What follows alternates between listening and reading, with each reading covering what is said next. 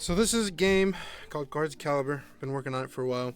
This is actually the second iteration of the game. The first one, I tried really hard to make it fun and competitive and strategic. However, things just got a little too complicated. Kind of started the rule set from scratch, and that's what this is. This is kind of just to make things a little more easy for players to understand and kind of shorten games, because I feel like 45 minutes for a card game is too much. This game actually, if it works the way I think it will be kind of quick games for lower level players, but might be a little longer once players are a little more experienced. A lot of the color text on this is just from the fact that I typed out in just kind of like a stream of consciousness and paragraph format the rules of the game and how I wanted it to work on my phone, and then I pasted that over to ChatGPT and kind of let it rewrite it for me. This is the game overview it gave, and it's pretty spot on. You're using your different types of cards to attack your opponent, and then anytime you knock out an opponent, you get a loot card. And so that's how the game works. It's a bit of a disclaimer, like this is just kind of a alpha rule set. I'm still working on it. A lot of things will change in the future. A lot of things already have changed since I started making this little presentation here. So here are your 4 card types. You got your heroes. These are like your main cards that you'll put into play. You'll attach weapons and provisions to them. Spell cards are cards that you can use to maybe manipulate your deck or your discard pile and deal damage directly to enemies. And then your weapon cards will cover the costs.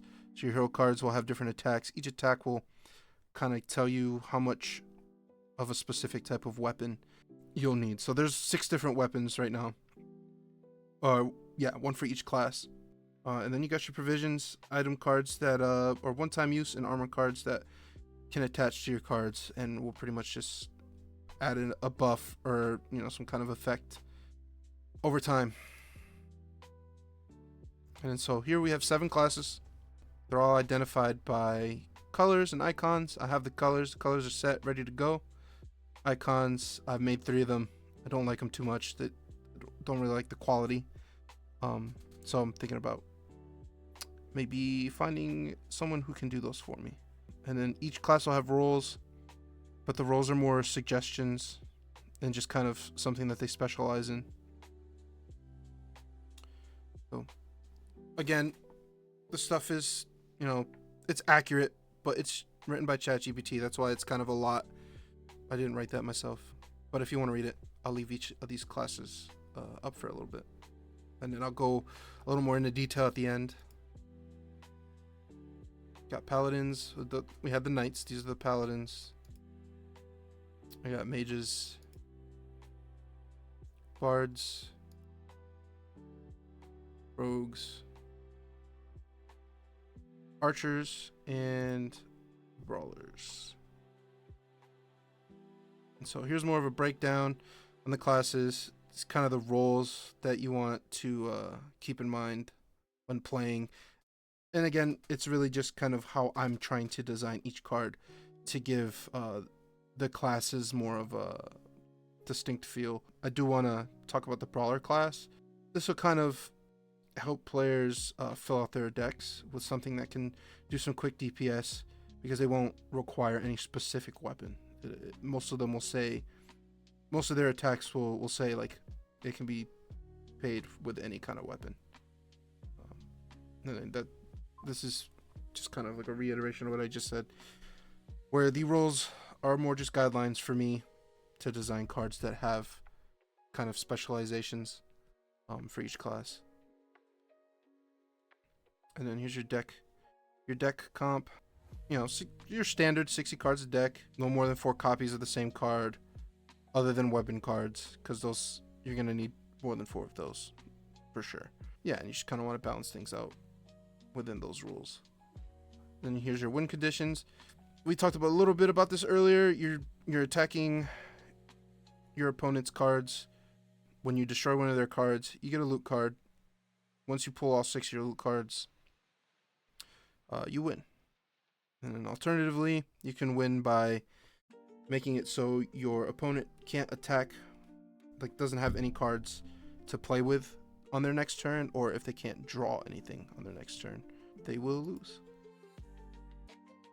And then at the start of your game, each player will shuffle their deck, and then off the top of their deck, they'll pull 6 of their cards and set them aside face down as their loot cards. And then you'll flip a coin. The winner of the coin toss will choose who goes first. And then each player will draw their 7 cards to start with. And then here's your 4 phases. There's more like 5 phases. I kind of just thought of the 5th phase before recording this, but the first phase is your draw phase. If you're the first turn of the game and you're going first, you won't draw a card.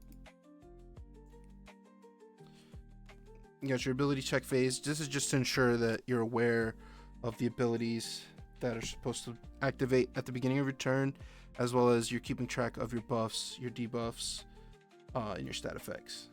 That's actually, since there isn't a 5th phase on here, I can actually talk about the 5th phase here. The 5th phase will be activating your status effects. So if you have a card that's poisoned, you'll add that damage in the 5th phase. And I'm thinking that that's where you'll flip a coin to see if you're even going to take that damage. You know, if you get heads, then the status effect is no longer there. You don't have to wait the 3 turns for your bleed. If you flip tails, you take the damage, and then the next turn you'll do it again until the 3 turns for your bleed are over. And then so for the equip phase, this is where you'll put weapon cards attached to your heroes. And right now this says 1 weapon card per turn, but with there being 3 cards active at once and 2 on your bench, this might be too little. 3 might be too much, so I'm thinking maybe 2, maybe 3. But again, this isn't play tested yet, so I'll figure those things out in a bit. And then you got your action phase. You get 3 actions a turn. And this kind of works like if you've ever played double battles in Pokemon. Like, you have all these things you can do. You can attack, you can heal, you can use like a battle item, whatever. But if it's your left Pokemon's turn and you decide to heal a Pokemon in your party during that turn, then that Pokemon isn't going to attack. And so here you're doing that, but with 3. So you have 3 total actions. And so if you want to attack with all 3 of those actions and you have 3 attackers out, then you can do that. But if you want to play a spell card or provision card, or put a hero into the game, like put a hero onto your field, those things will also count as actions. And so you'll have to sacrifice some attacks. And again, this might be tweaked. I'm thinking maybe heroes won't count. Placing a hero won't count as an action. You'll just be able to play a certain amount in a turn. We'll see. We'll see how that works. All right, so this is going to talk more about the battlefield. Like I said, you got 3 cards on the field at once. Each of those cards can have as many weapons as you feel is necessary. So if a card has an attack that needs 3 weapons of a specific type, you can put 4, because maybe with the next slide talking about bench mechanics, cards will have retreat costs. And so let's say the card has a retreat cost of 4 weapons of a specific type, then there you go, you've got 4 weapons attached, and you can retreat them if you want. And then of course some cards might have no cost for retreat, just based on balancing and class and just how I'm trying to make the card work. One thing that I want to make like apparent is rogues and archers. I want them to be a little harder to hit. They're supposed to be kind of like anti-tank, kind of nuisance to the other player, and so because of that, they may abuse this mechanic. And so I have a card right now that I've written up that has 2 moves. One of the moves is if it's in an active spot and you use the move, it'll do its initial damage. And then you have the choice of whether or not you want to swap it out into your bench for free. And then let's say, that'll stop it from being attacked during your opponent's next turn. And then after your opponent's next turn, this card's second attack can be used from the bench. and will allow you to move it back into an active slot for free. And so you can kind of just every other turn have it. It's really only able to take damage every other turn. All right, so special abilities. These I've kind of added into the game as like modifiers for cards to help them play their role a little bit better. So like for instance, Divinity is kind of supportive and it's better for like a paladin or a mage or a bard. And so when you play the card, you'll have the choice of healing any of your cards that are in play for 10 HP or buffing them for the turn that it is played.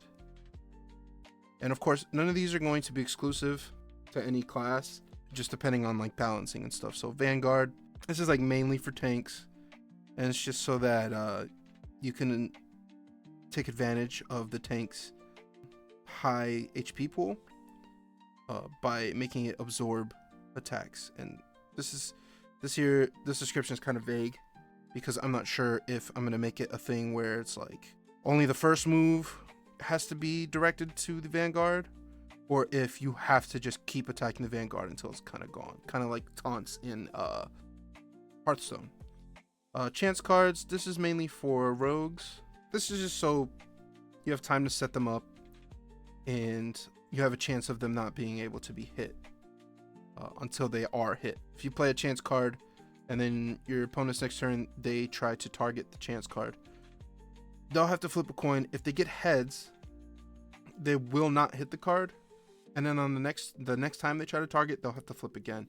However, if the card has any damage on it, so they flip tails, the card is attacked, the card is actually taking damage, then it no longer has chance. And then Masochism is more of like an aggressive thing. This is going to go on like knights, it's going to go on like rogues, stuff like that. And it's just so that it can gain some aggression over time. So I have a card right now that initially has an attack that initially only does 10 damage, but then it also has an ability that you can use which will give it Vanguard until the start of your next turn, which means you're forcing it to take that damage, or you're forcing your opponent to target that card so that it gets this plus 10 increase. And so potentially every other turn that little 10 damage attack will be boosted by 10, and by turn 6 you'll be doing 30 damage with that attack. Blitz here is kind of a correction that I made because I had ambush, and ambush was just before I had it so that if you placed a card down it couldn't attack until the next turn, kind of like Magic the Gathering or Lorcana. But with the weapon mechanic, that's already like a thing. Like you can't attack with a card unless it has the required cards to be able to use a move. And so what Blitz does is it rewards you for being able to play a card and give it the weapons it needs to attack all in one turn. You get that extra little plus 10 damage. Frenzy, this will go on aggressive cards, and this is just if you decide you want to discard a weapon card from it, you can do plus 50% of whatever attack it has. So if you have a card that takes 4 swords and it does 20 damage, you can discard one of the 4 swords and it'll do 30 damage. Hex is kind of a punishment for your opponent. If a card has Hex and your opponent takes it out, whatever hero had the move that took out the card with Hexed will take the poison debuff, or the poison status effect, and we'll talk about those here in a second. Mana Echo, this is the only one that might be exclusive to mages. There might be some bard cards that have it, but it's to give you a 4th action as long as that action is playing a spell card. And it's basically like, I'm a mage, I can use spells, so you can play a spell card. Like, it just, kind of self-explanatory. And so here's the status effects. Originally, these first 3 were all the same. Bleed, Poison, Burn. They all did 10 damage over 3 turns, but I wanted to make them a little different from each other. And so damage in Poison do the same. Bleed and Poison do the same amount of damage, but for Poison will do it for 4 turns, whereas Bleed will do it for 3. And then Burns will last for 2 turns, and they'll deal 20 damage. And then Stun will just make a make a hero not be able to attack during its next turn. And so here we're talking about buffs and debuffs. Almost said beefs and debuffs. Your buffs are positive effects that a bard or a mage might be able to give to your team, or maybe a paladin. This will be like healing, or like making a card not be able to be attacked, defending them a little bit, or increasing their damage output or something like that. Debuffs kind of do the opposite to your enemies, making them weaker for a turn or two, draining their health points a little bit or something over time. And then they're typically going to last for a certain amount of turns, kind of like status effects. And then so with stacking these things, what I've decided is buffs, debuffs, and stats. It's 3 categories. Each hero can have 1 in each category. So if your card has a buff that's healing it for 10 HP each turn, and you decide instead you want to give it plus 10 damage output for 1 turn, then that healing is gonna stop. If a card has bleed on it, and then you try to give it a burn, the bleed will stop and the burn will take its place. And then same goes for the debuffs. And then so for future updates, like this is just talking about the fact that this is the second iteration of the game, and some of the changes that I want to make, which I've talked about. The stat effects. Originally, like I said, I had this saying that I wanted to make them more distinct, but I did that, so I changed this to I'm still concerned about whether or not the changes that I did make are going to be balanced. I'm not sure if they're going to be balanced. So then we have weapon equipping.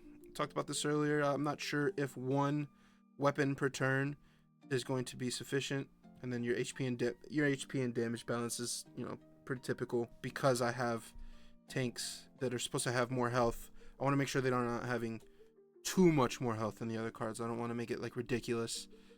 I don't want you to be able to be steamrolled by your opponent because he has just way too much health on the field. And then the same goes for your aggressive cards with their damage. The main thing here, though, is the card art, the layouts, and the icons. I have a layout which I'm going to show you in a second. I like the layout. I think it can be tweaked a little bit. It's mostly just the quality of the layout that I don't like, because I just kind of slapped it together thinking that it would be okay. Also, I have 3 icons made, which I talked about this earlier too, and I didn't really like them, so I'll probably outsource for those 2, or try to figure out a way to make them better. And then the main thing is like card art. Right now it's all AI generated with Midjourney. As much as I do like the art,